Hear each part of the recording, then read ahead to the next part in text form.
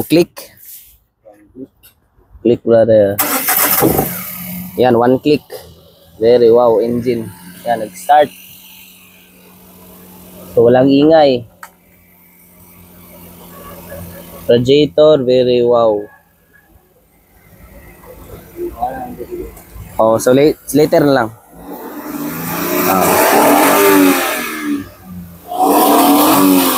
Walang bulaw. Likod. Dito sa likod. Yan, walang usok. Very good, very good. So far so good. Yan, kalmado lang. Mileage? Mileage is 145. Okay. So far so good. Ito, umaandar.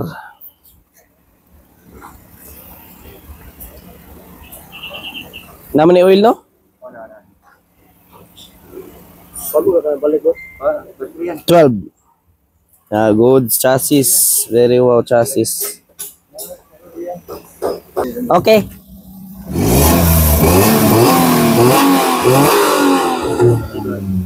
Yan o. Nagtutubig pa. Nagtutubig pa. Goods. Very wow. Very wow. Chassis pa lang o.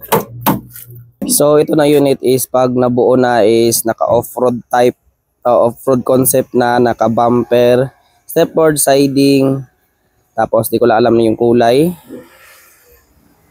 Yan, so far so good naman. Pag check ko sa engine, very wow naman.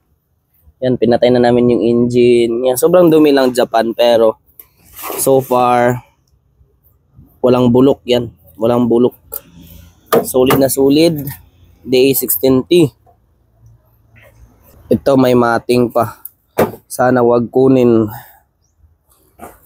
So di ibig sabihin mga boss madam na DA16 is bago pa sa market, is yun din nagamit sa Japan. Minsan lang talaga mga boss madam. Merong high model na tatalunin ng low model. Meron ding low odometer, yung mababa lang yung takbo pero tatalunin lang ng mataas na takbo. Kasi kung aanhin mo naman yung mababang takbo, kung yung unang driver nito or may-ari is walang test drive test, walang change oil, kumaga drive lang ng drive simula nung nabili nila. Tapos yung mataas na odo is palagi nag-change oil. Yung tawag nito, yan, sobrang ingay doon. So yan, hindi natin alam talaga mga boss madam kung anong past life nito sa Japan. As long as lang ginawa ko yung best ko mga boss madam. Huwag kayong aasa sa odo, model. Nakadepende yan sa chassis, engine at paano to inalagaan sa Japan. So yun lang mga boss madam. Ervin Lopez Flete. Peace. That. Yan, so di natin alam kung sino gumamit. So Ervin Lopez Flete ang nasabi palagi ng no bulok, no usok, no leak, class A unit mga boss madam. Peace.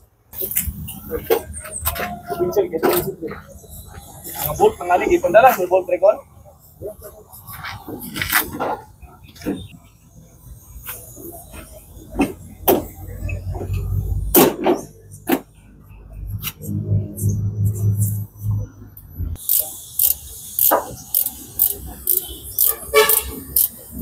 No stealing pa. So yan, nakuha na natin mga boss madam. Peace.